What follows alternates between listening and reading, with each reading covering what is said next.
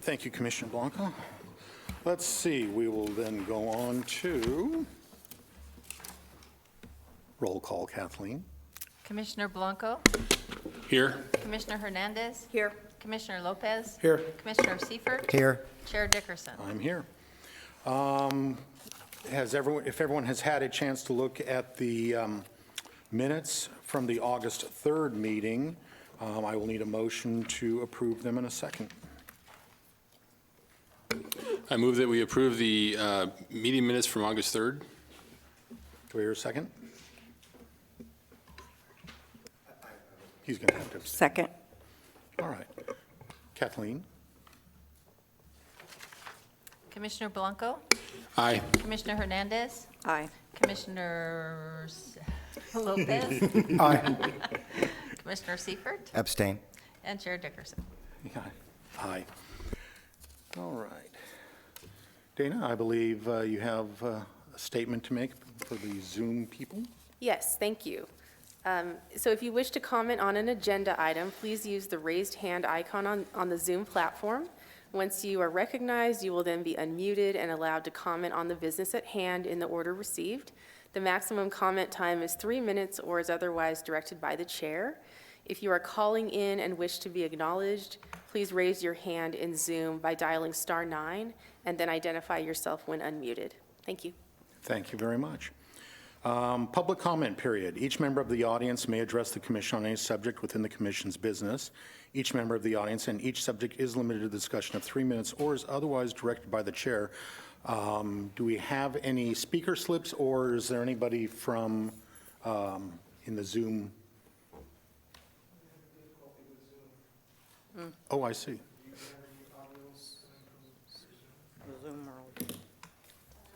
Let's pause this for just a moment while we work this out. Mute is off. Tested.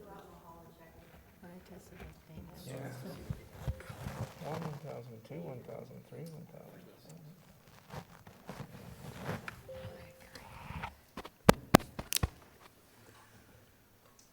Did you say you could hear it, Commissioner Lopez? This has to be on all Yeah, times. Yeah. That was on, because I saw the back of my head. And it goes to the room. Is that better? Right? Yeah. It's easier. I don't know if it's better, but there's no discussion, there's no laughing, there's no talk afterwards, there's no, That's terrible. and then they change it. I don't know if it's changed to certain. Yeah, they check it up there. Back into it, just does a check thing, nobody talks. It's a little odd. We had the same trouble Yeah. last night. So Heather, Obsessing about this. We're working on it. We're working on an auto. So you can. He's on Zoom, he can hear it, he said. Okay. Well, we're missing, So this was turned down, I turned this up, okay. and how about this volume right here? Testing, testing. Really good. Can you hear me? I can sure hear you. Yes. The issue is, okay, you can hear. Okay, I cannot hear you, Frank. Can you hear me now? Testing 1, 2, 3. But it was working earlier. Test 1, 2, 3.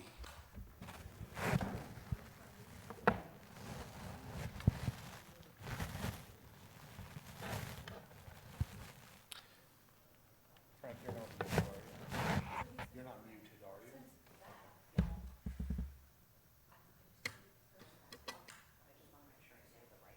I would normally say something to people on Zoom land that we're dealing with technical issue, but it's audio and they're recording this except for Sign language. lip readers. That's right.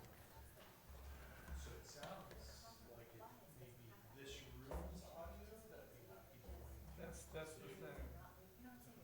That is the thing.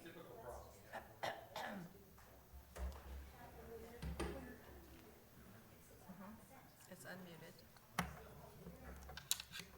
So did you check this button here, the volume there?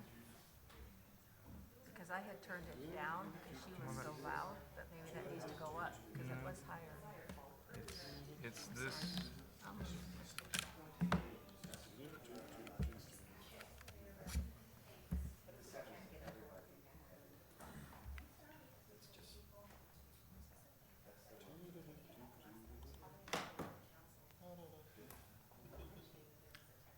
Microphone USB, that's good. That's right.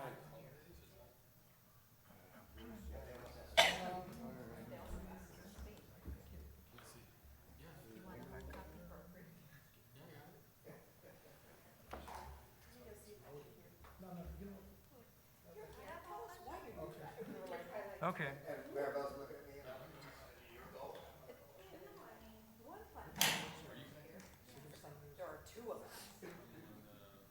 Frank, can you try to speak now? Test 1, 2, 3, test 1, 2, 3. No, I'm not hearing you, Frank.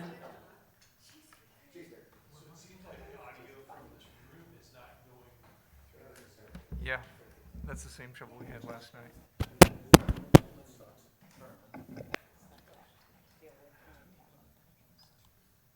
Try it now. 1, 2, 3, 1, 2, 3. Yes, it's working. Okay. I don't see borrowing. Mine works. Oh, it was really just.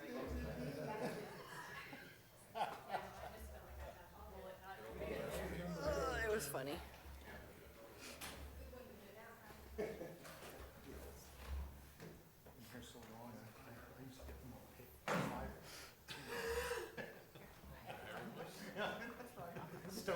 I got a whole bunch of stone tablets in my office for past meetings. Are we ready? Okay, we're getting back into this, and hopefully you can hear us. My apologies if you cannot. There is a technical difficulty, which is why we paused it. I'm not quite sure if it's fixed or not yet. Once again, my apologies. I was talking about the public comment period. Each member of the audience and each subject is limited to discussion of 3 minutes or is otherwise directed by the chair.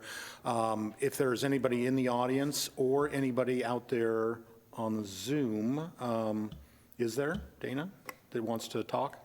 So we don't have any hands raised, but I'm going to go ahead and repeat how to do that because when I made the announcement last time, I don't think they could Please hear do. us. Yeah, go ahead. So if you wish to comment on an agenda item, please use the raised hand feature in Zoom.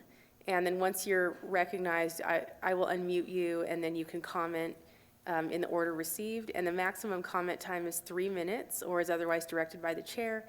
And if you're calling in on Zoom, please use dial *9 and then identify yourself when unmuted. And this is for items that are not on today's agenda. Thank you.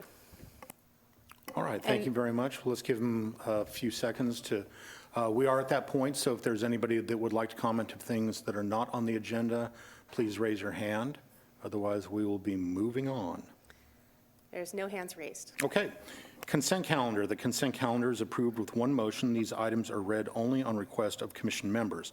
Should anyone, including members of the public, wish to discuss or disapprove any item, it must be dropped from the blanket motion and considered as a separate item. I understand that we have one commissioner who's going to be recusing themselves? Yes, I will be recusing myself because we performed legal work for the applicant. Okay. If you will step out, then we will give you a call. Oh, I'm now told we don't have to have you step out. Hang out. Have a nice time. Does anybody, Dana, is there anybody on Zoom that wants to comment on this? We do not have any hands raised. Okay, in that case, do we?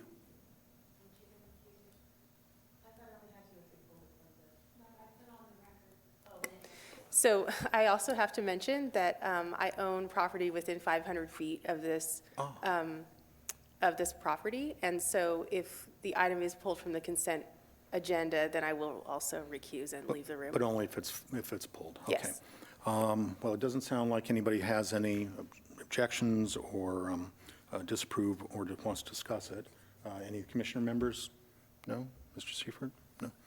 Okay, then we need a resolution, I guess, or I guess by motion, the resolution becomes that, so. does I anyone wish would to- move to accept the consent calendar. A second? Kathleen? Commissioner Seifert? Aye. Commissioner Blanco? Aye. Commissioner Lopez? Aye. Chair Dickerson? Aye. All right. Commissioner Hernandez, will you please rejoin us? Yes. Thank you very much. My pleasure. Okay, let's move on to the public hearing. Item number 2, T-Mobile Plan Development Permit at 1611 South Gloucester Road. Can we hear from staff? Thank you, Chair, members of the commission. This is a time extension under what we call an amendment permit. Excuse me, let me start over again. This is a new plan development permit for a proposed cellular tower. And the tower is not your normal pole tower, but it's going to be an architectural addition to an existing structure, and that the antennas will be concealed by that structure. So the site is a 1.6 acre developed site. It's an ARCO AM/PM site with some associated mixed use, or excuse me, multi-tenant retail spaces.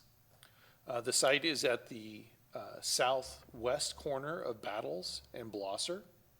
As you can see, the site is located adjacent to some multifamily.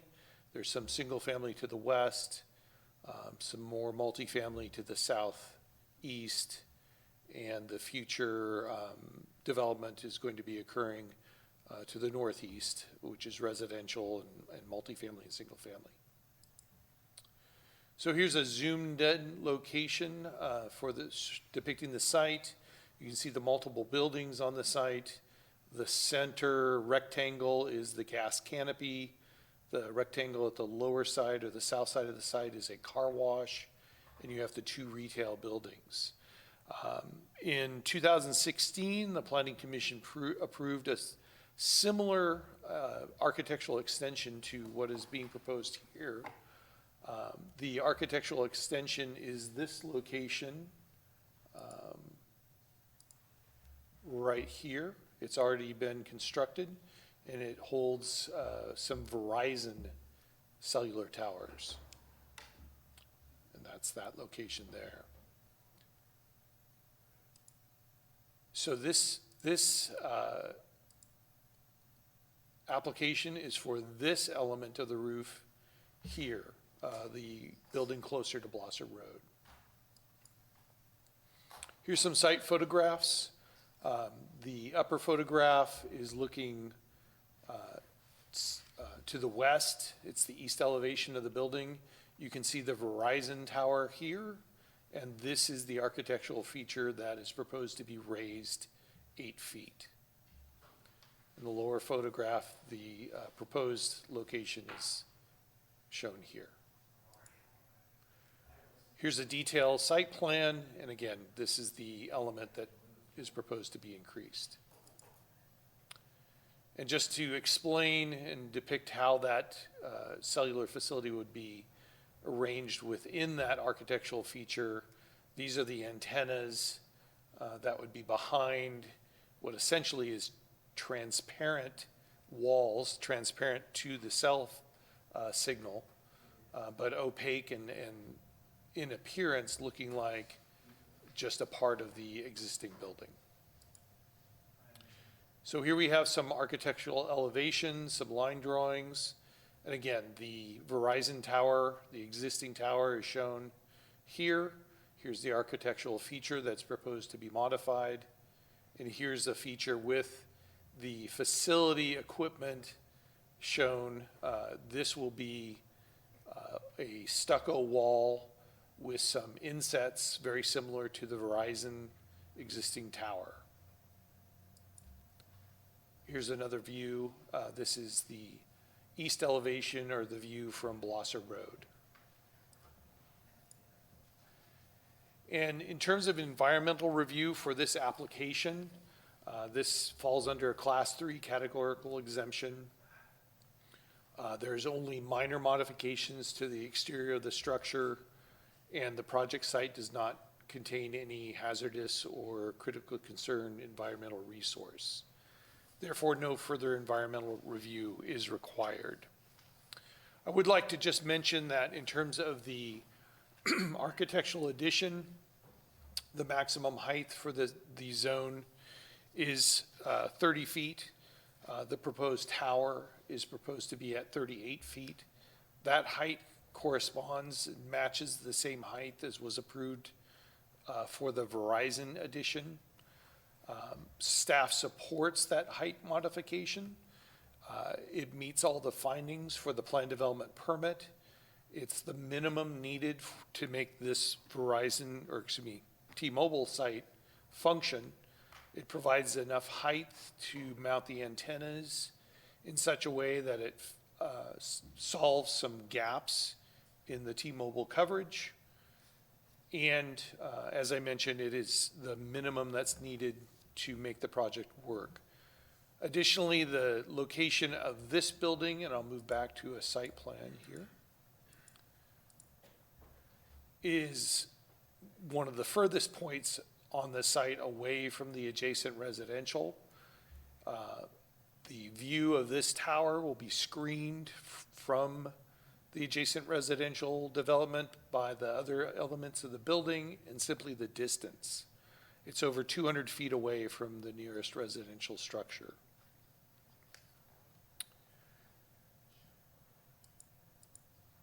Therefore, staff recommends the Planning Commission support the project and approve the plan development permit PD 2022-0010 and support the modification to the building height.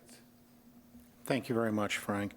Before we continue, I wanted to ask all the commissioners if anyone to disclose any commissioner communications with the applicant. Is there any disclosures that need to take place? Okay. Then how about the applicant? Are they here? And would they like to do a presentation? I believe the applicant is attending via Zoom. Okay. Is there any presentation they would like to add to the staff report? So, Mr. Bloomingdale, Yes, Craig Bloomingdale with J5 Infrastructure Group. We are the contractor on behalf of T-Mobile. Simply here to answer any questions that you may have. Our idea was to match the aesthetics of the Verizon site and fill in the large gap that T-Mobile has for their 5G.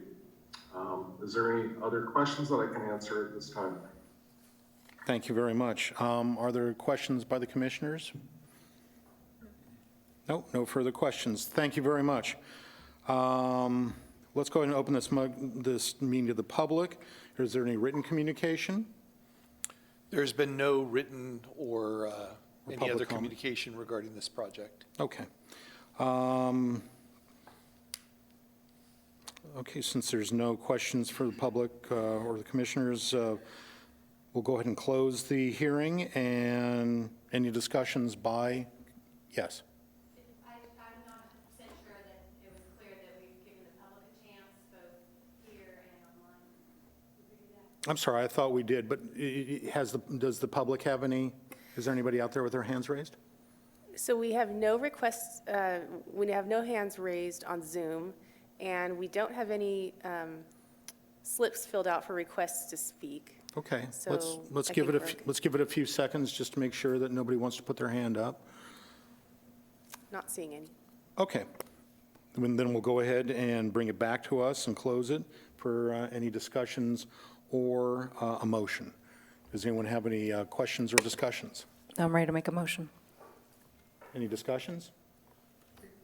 A question? Well, Commissioner no, I Lopez? just have a comment. It just, for me, it looks like it kind of throws off the ratio of that tower element on the corner by extending that 8 feet. Just, I just think it throws the Spanish architecture or Mediterranean architecture off a little bit by that extension of 8 feet and not increasing the width of that bottom portion. But I guess it's already existing on the AM/PM building. The one question I did have is it a stucco extension or an FRP extension? It is FRP, but it can be stucco as well. FRP comes in stucco finish as well. Is that so that it doesn't bother the signal? Correct. FRP is a medium that we use that is transparent to RF signal, but it looks just like a drywall or any kind of other type of material that you would use. It's very hard, and it's just transparent to RF signal. Does it hold up pretty well in mild climates? It holds up extremely well in all climates. So the RFP is a nationwide standard for screening of cell sites. I would imagine, it has to be 99% of the concealed stealth cell sites that you would see across the country is using some sort of this RFP material. Okay, all right, thank you. Commissioner Lopez, Chair, if I may interject as well. Staff was considering the height and the architectural appearance of this tower with the rest of the center. Originally, the tower was proposed at a much higher height, but working with the applicant, we were able to reach an agreement to make it the similar height as the existing Verizon tower. And I do want to point out that it's visible most clearly on the east elevation. The tower portion element that was done for Verizon is actually a much smaller in footprint element. And the one proposed here is a larger footprint. In other words, the sidewall dimensions are wider. Therefore, staff considered that it would probably be better than, a better situation than if the two towers were the same footprint. You're going to have a variation in the size of the towers, but the heights will be the same. And then just for clarification, this original center had a PD on it, right? Correct. And then there was a new PD on top of the old PD, or an amendment to the PD? The Verizon tower was done as an individual separate plan development permit. We decided it would be best to continue that practice on this site and ask that this be a separate plan development permit as well. Essentially, though, that's in a way semantics because we're dealing with the same property.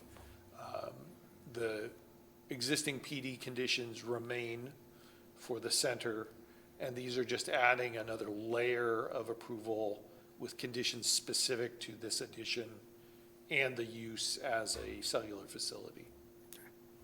Okay, thank you, Frank. That's all, Chairman. Do I have a question? Yeah, go ahead. So inquiring as to what Commissioner Lopez said, if we made the base wider, it wouldn't be the same size as the other tower? No, The tower to the south, Commissioner right? Hernandez. Yes. The Verizon tower was a smaller tower to begin with in Right. terms of its footprint, its side dimensions. You can see here that the proposed addition will be to this much wider tower element. So the proposed addition will continue that same dimension upward. Let me move to a elevation. And this is a good drawing. It does show the relative width of the Verizon tower, which is on the AMP building, compared to the proposed tower, which is here.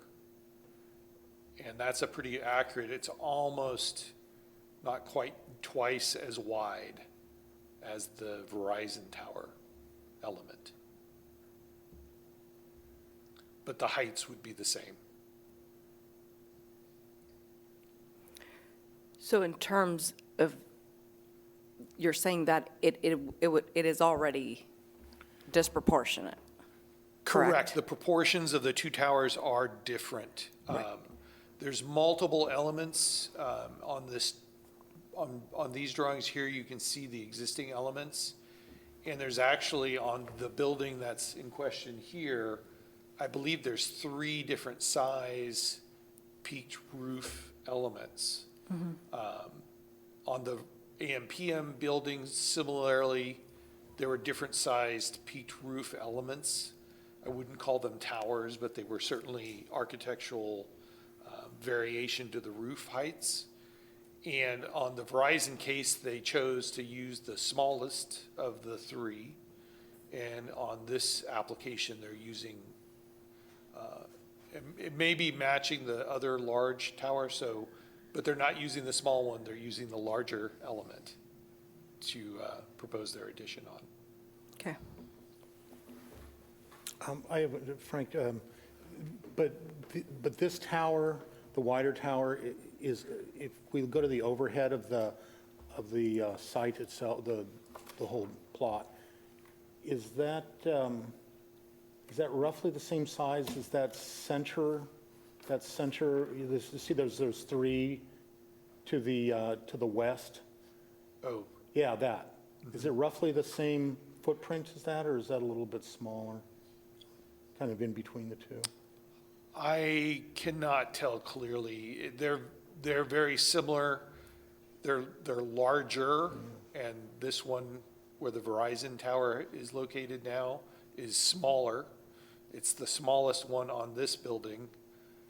It appears that maybe there's just 2 different sizes on the building in question.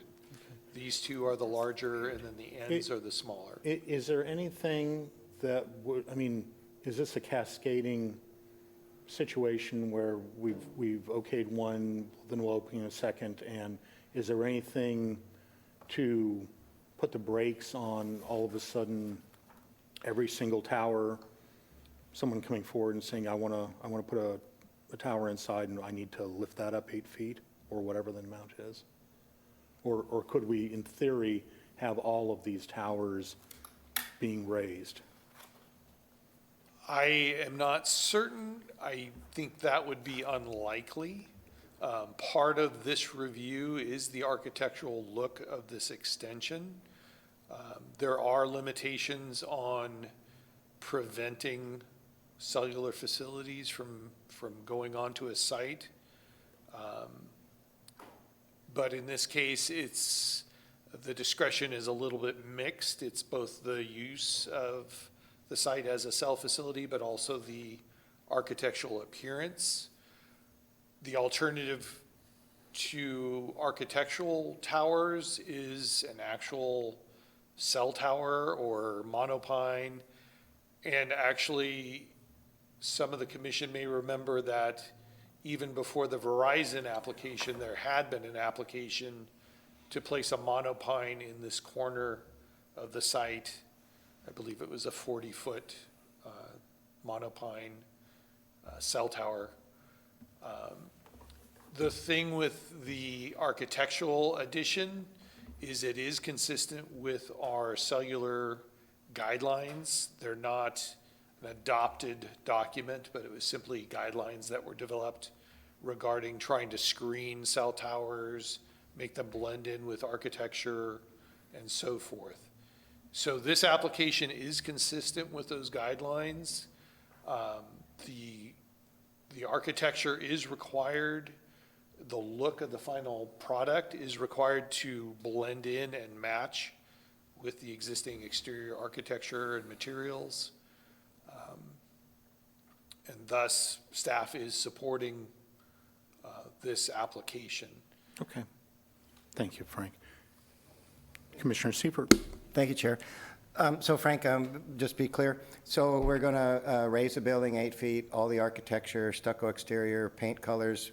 By the time it's done, you're not even going to notice that it's a different building, an addition, correct? Correct. The intent is that it would have the same appearance and disappearing nature as the Verizon tower had in terms of the fact that it was an addition to the existing building. So I did have some concerns when we originally accepted that Verizon tower, but I used to drive there quite often. I watched it being built, and I kind of studied it, and I drove by it, and then I finally realized I don't even see it anymore. So I think they did an excellent job in hiding the cell tower, and I think it's a much better addition than a 40-foot monopine on that corner. It does concern me a little bit, the width of it. It is going to throw the architecture of the plaza off a little bit, but I think that I think it will blend in, and I think it's a big improvement over a pine or a 40-foot tower. So I can see supporting this. I wish it wasn't quite so large, but because the base of that tower is that big, there really isn't, I can't see it really going a different way. So I think it will blend in. I think it'll be something that's part of the neighborhood that once it's built, I think we'll all drive by it, and I'm guessing we won't even see it anymore. So I can see supporting this. Thank you. Thank you, Commissioner Seifert. Anything further?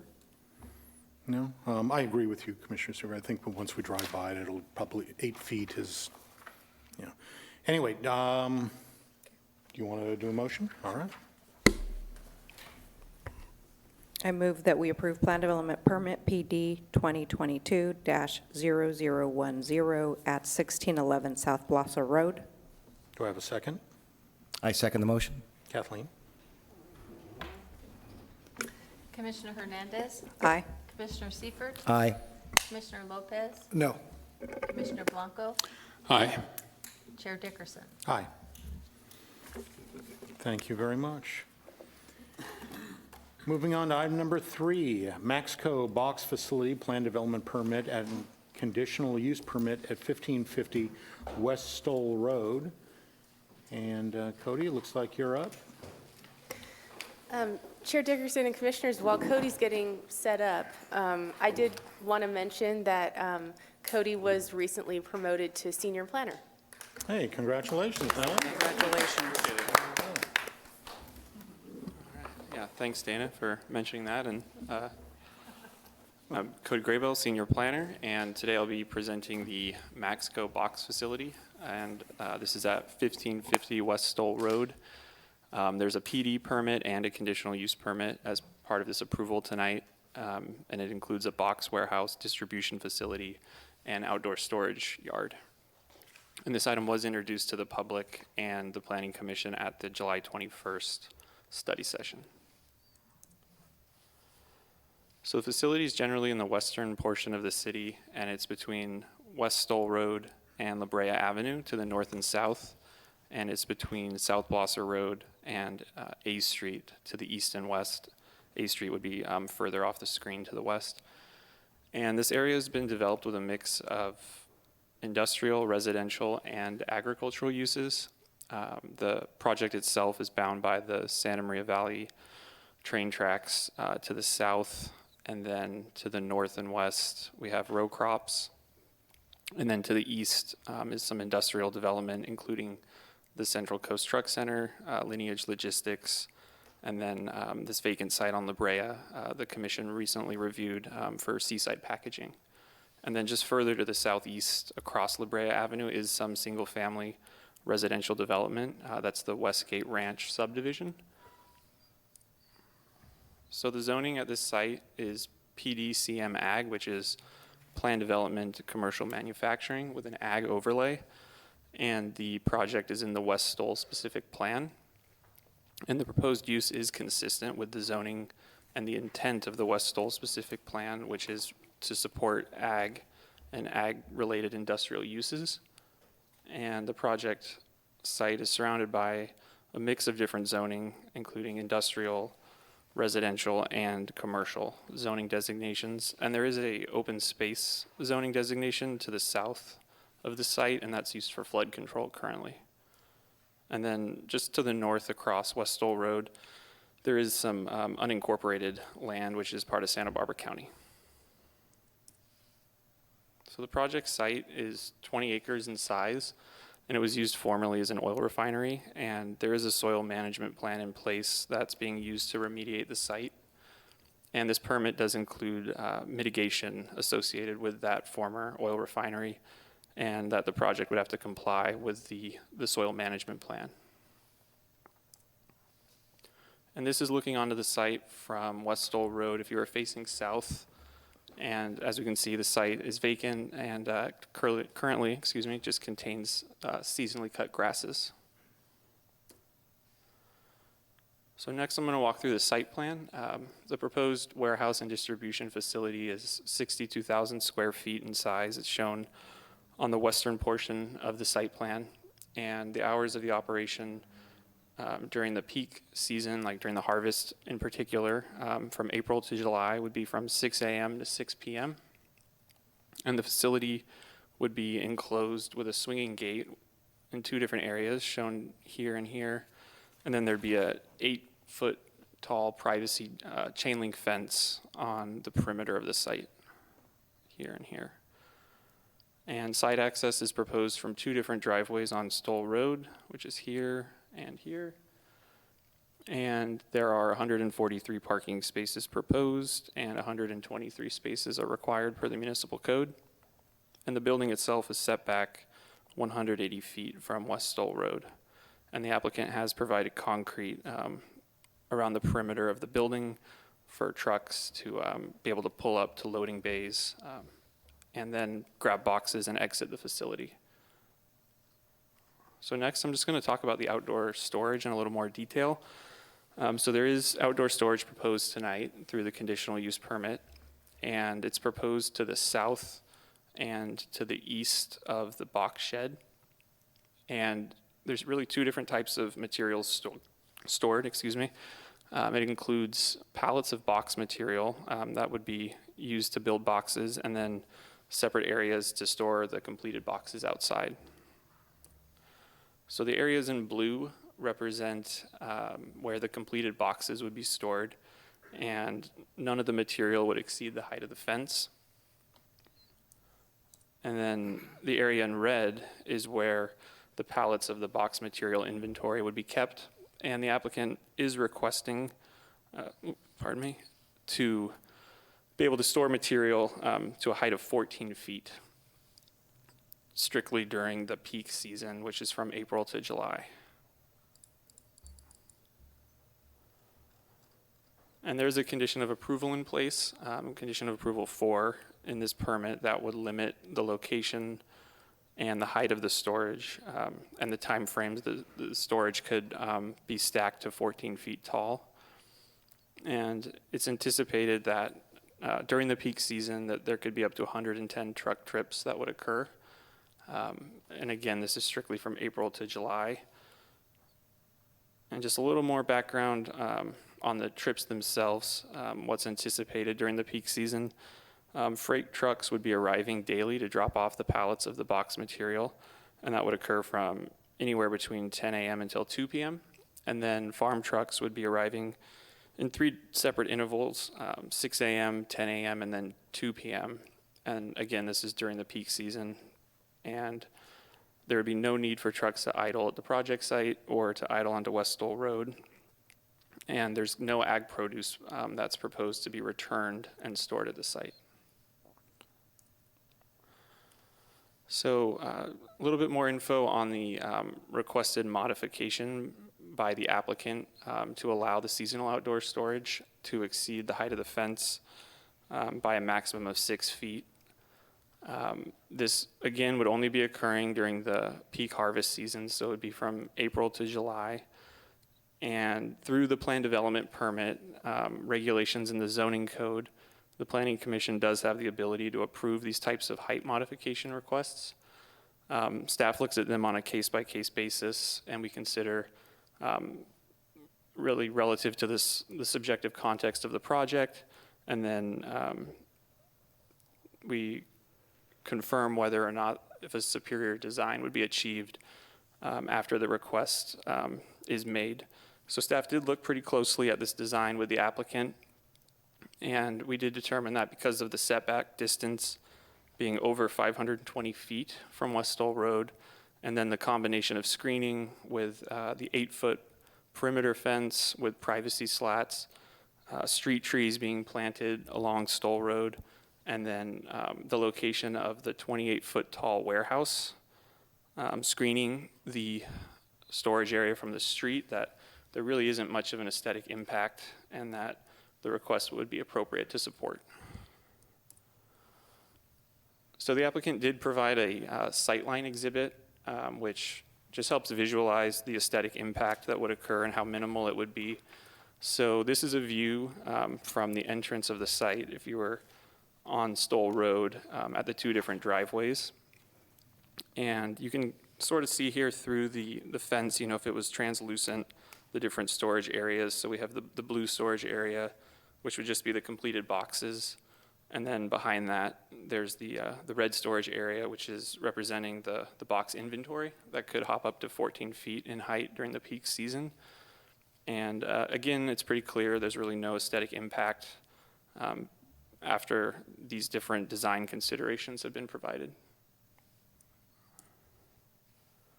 So the floor plan, it's relatively straightforward. It's a 60,000 square foot box warehouse, and there is a small office and a break room proposed that's just about 2,000 square feet, and it's shown in the mezzanine section.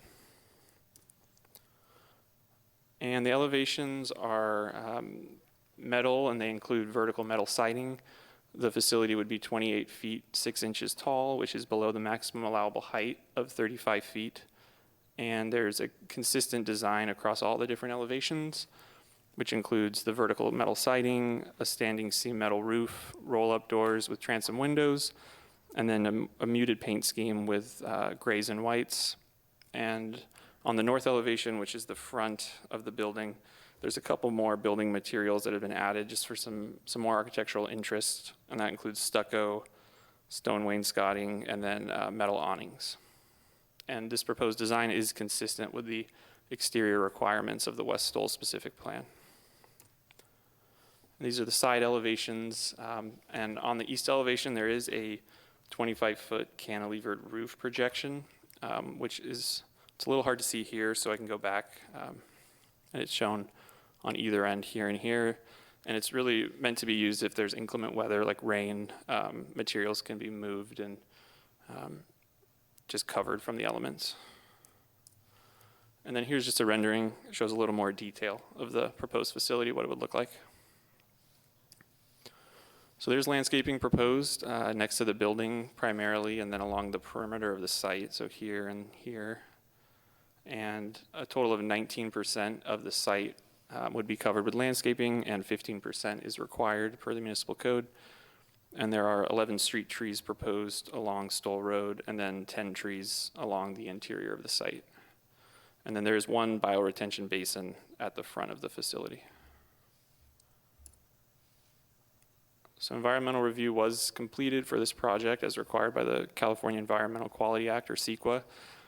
And an initial study, mitigated negative declaration, was completed, and there was a document that was circulated for 30-day public review. And the required mitigation measures that were identified reduced the potential impacts to less than significant.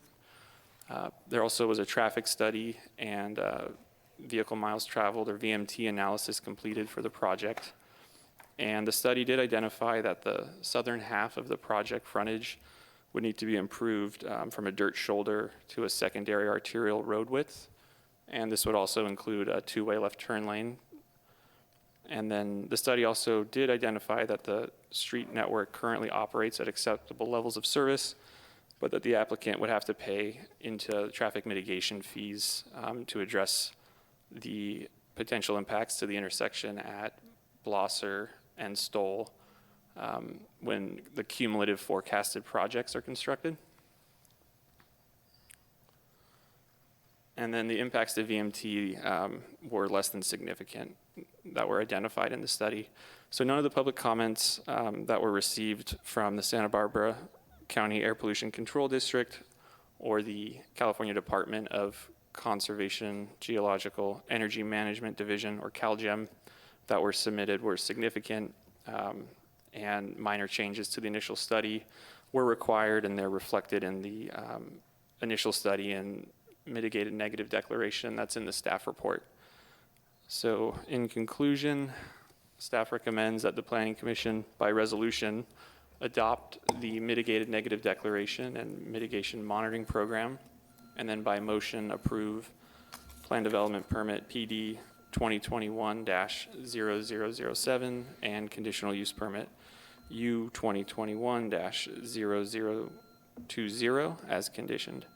And that concludes staff's presentation. The applicant is in attendance tonight, and we're both available for questions. Thank you. Thank you very much, Cody. Let me start off by any disclosures by commissioners of communication with the applicant? No? Tom? No? Okay. Then how about the applicant? Would you like to come forward? Please state your name and address for the record. My name is Steve Riggin with Air Studio Architects. Thank you very much for taking the time to review our project. Cody did a great job on our on the presentation, so we don't have anything to present.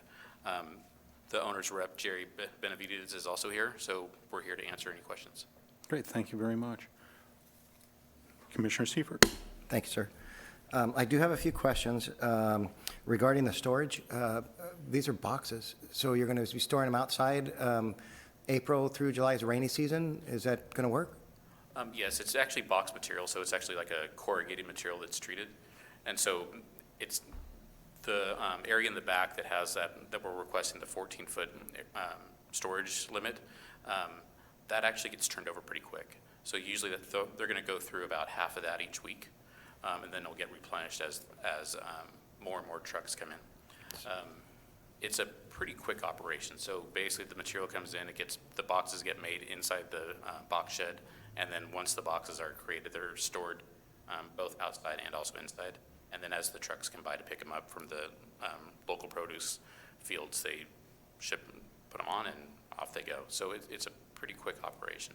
So the moisture, that's not a problem? No, it is not. Okay. Hang on a minute. I do have a question for both of you.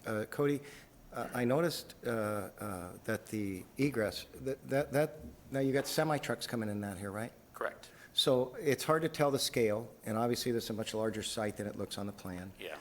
But the 90-degree turn and then the 90-degree turn on Stoll to get out, you've got that all figured out with your modeling?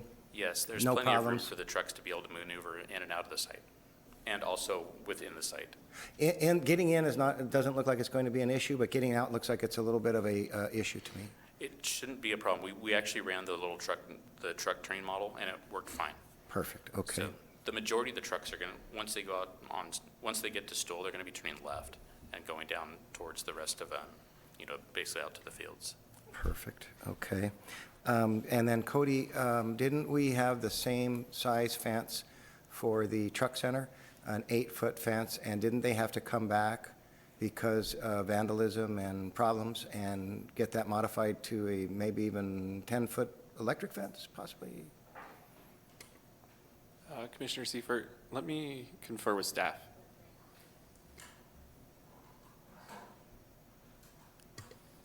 Commissioner Seifert, Chair, members of the commission, yes, that's essentially correct.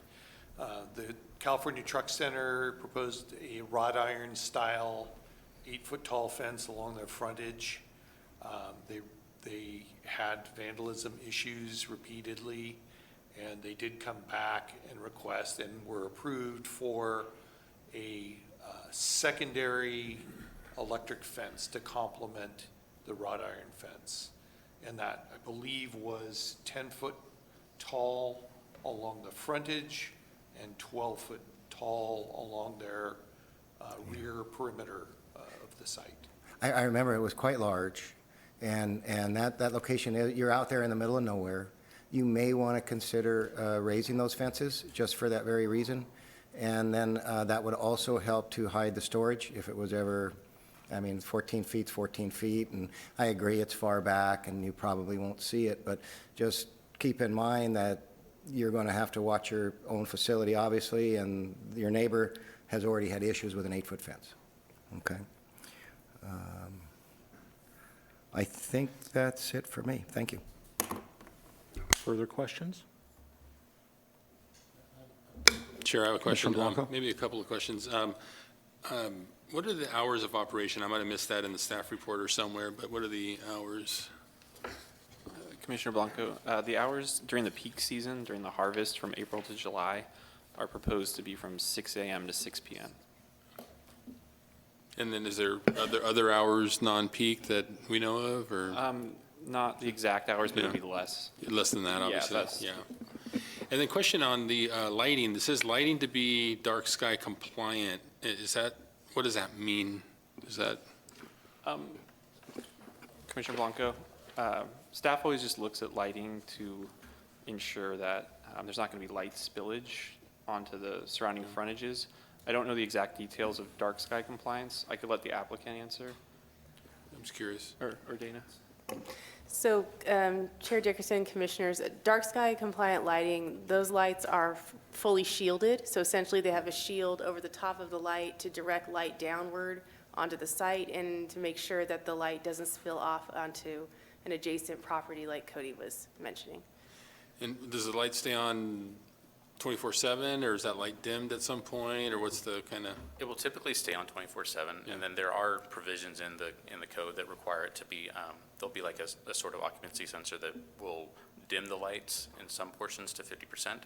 And then once, if there's any movement, then the lights will go full power.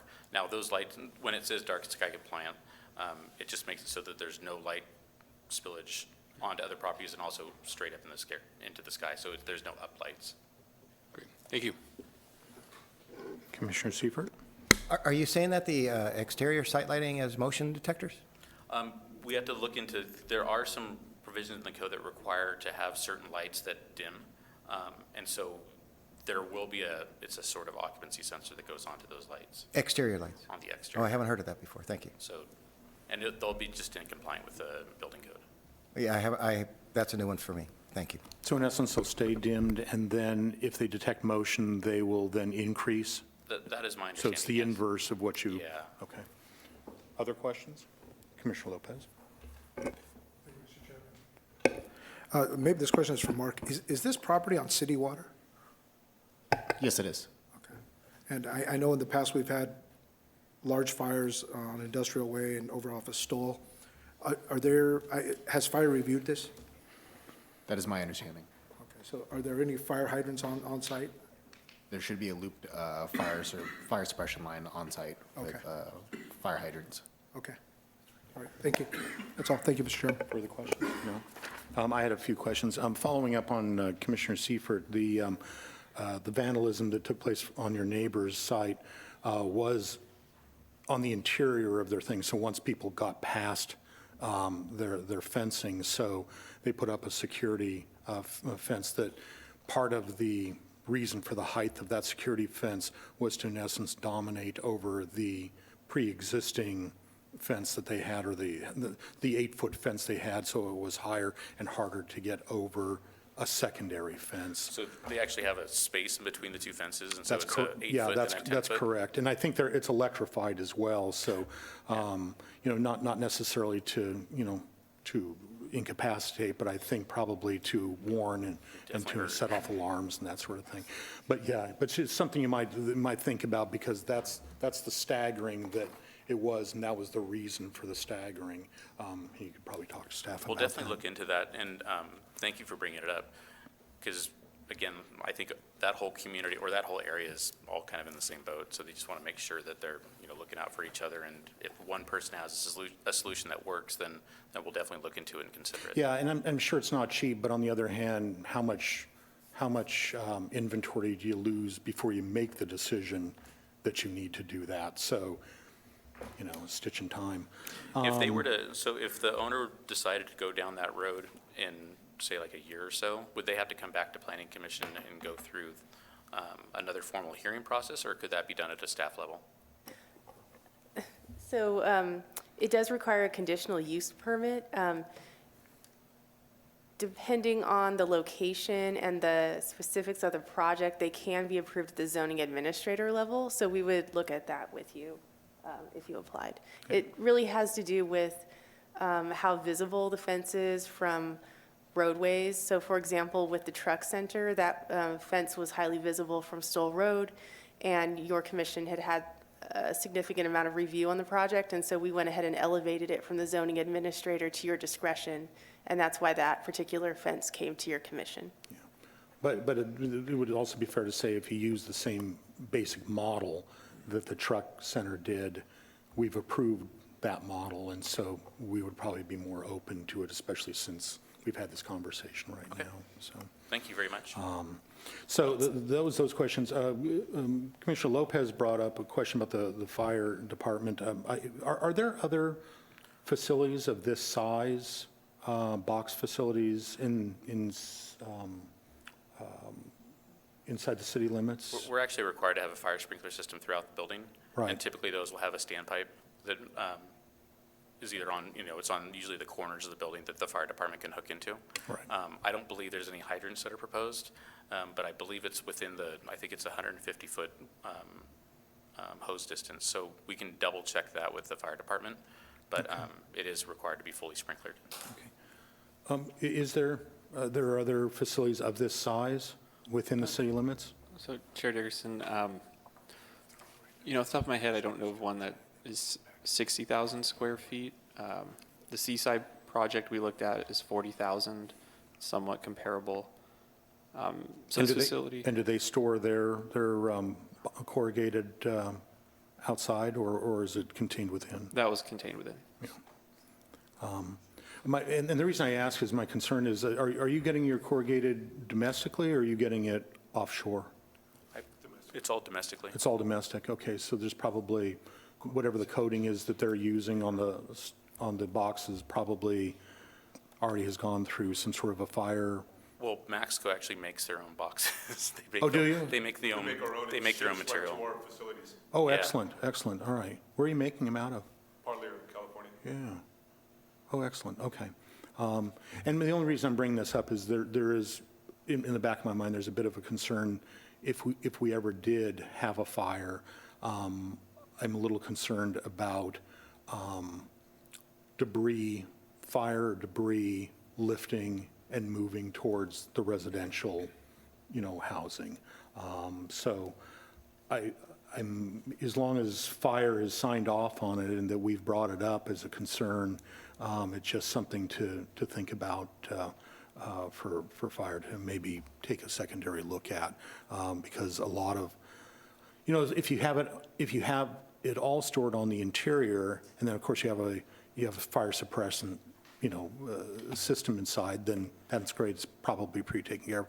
But if you don't have that outside, and something, God forbid, happens, and you catch a fire, and it's a windy Santa Maria day, God only knows where that fire could go.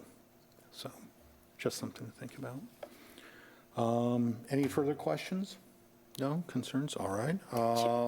Chair Dickerson? Yes. I did want to add something about the fire department's review. So they did review the project, and they have included a number of conditions of approval that are in the permit. It's conditions 55 to 60. And they address requirements to install fire hydrants, a fire sprinkler system, a fire alarm system. They also talk about emergency access roads and things like that. So that has been closely reviewed, and those are part of the permit that you would be approving tonight. Was that basically for the building, or was it also for the exterior storage? It's for the entire project. So they review everything associated with the plan development permit and the CUP, and both indoor and outdoor uses. And then they apply conditions of approval to the permit that we include. Okay. So that'd be basically that'd be 58 then. Yes. Okay. Thank you very much. Appreciate it.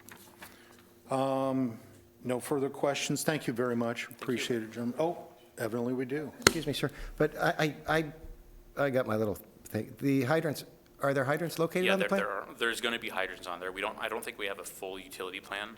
Okay. So we only concentrated on the grading for now. Sure, But there it's a will be a full condition. utility plan that's going to be compliant with the conditions of approval. I just missed that condition on the fire hydrant. I apologize. So it's a big one. Thank you. Yeah, appreciate it. If there are no further questions, no? A Columbo amongst us, just one more question, sir? No? Okay, then let's go ahead and open this meeting to the public, and I assume, is there any written communications? No? There, I see no slips. How about Zoom? Does anybody have their hand up? No hands up on Zoom. Okay. So we can go ahead and bring it back to us and close the public hearing. Any discussions and motions and resolutions, et cetera? Commissioner Hernandez? Well, we went through this project at a study session, and I think it's a good project. So I'm ready to make a motion. Okay. Is there any other comments from commissioners or questions, further questions? I'll make a comment, sir. It's the right location. It's zoned correctly for this. It's a good project. It's a good-looking project.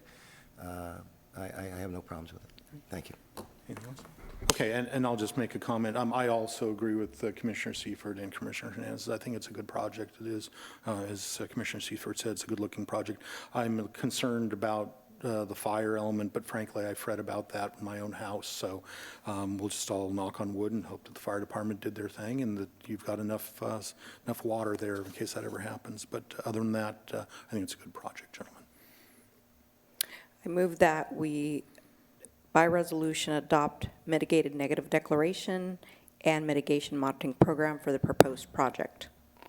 Do we have a second? I will second that resolution. Kathleen? Commissioner Hernandez. Aye. Commissioner Seifert. Aye. Commissioner Blanco. Aye. Commissioner Lopez. Aye. Chair Dickerson. Aye. That by motion, we approve Plan Development Permit PD 2021-0007 and Conditional Use Permit U 2021-0002 as conditioned at 1550 West Stoll Road. Kathleen? Oh, we need a second, sorry. I'll second that motion, Thank Chair. you very much. I was so excited for the project. Go ahead. Commissioner Hernandez. Aye. Commissioner Seifert. Aye. Commissioner Lopez. Aye. Commissioner Blanco. Aye. Chair Dickerson. Aye. Good luck, gentlemen. Thank you very much. It's a good addition to our community. Okay, other business. Item number 4, oral reports from Planning Commission and staff. Why don't we start with staff? Any oral reports? Okay. Thank you, Chair Dickerson and Commissioners. This is Dana Eady, Planning Manager. And so for our schedule, the study session tomorrow is canceled. And then we also do not have any items scheduled for the October 5th Planning Commission hearing or the October 6th study session. So we would like to cancel those 2 meetings as well. Okay. We do have items that are scheduled for the October 19th Planning Commission hearing, and so we are working to get that scheduled. We don't currently have anything for the study session on October 20th, but I'd like to leave that available as an option in case we have a project that is ready. So our next time that we're meeting for sure is October 19th. Great. Possibly the 20th. That's a maybe. Yeah. Okay. The other item I thought I would mention is that last night, the city council reviewed the appeal that was filed on the Caring Hands Veterinary Clinic. And they were not able to make a decision just due to a split vote. And so that item will be heard, I think, on October 4th, when there's a full city council available to hear the item. I'm sorry, did you say October 4th? Yes. Okay, I think that's the next city council hearing. great. And that concludes the staff update, but I'm available for questions. Thank Great. you. Any questions, comments? Commissioner Lopez. Thank you, Mr. Chairman. I had a question. There's a new building going up. I think Cody or maybe Frank knows about it. Sunset and Broadway has a very large 2-post sign that I always hear it's going to be taken down, but it looks like they're taking extra care to leave it up. Is that going or staying or?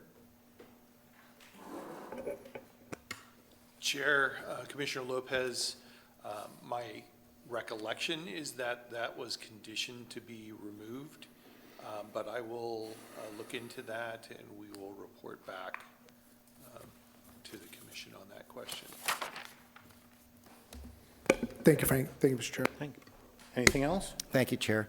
I would just like to comment that last night at the City Council, a street called Hickok was replaced with a former real estate developer, just an all-around great guy for Santa Maria. It's now going to be Dan Blau Way. And they dedicated it last night, and the works are in motion, and the street will be on the last project that he was able to finish. And it was a good night. That's wonderful. Yes. Thank you. All right. With that, it's done.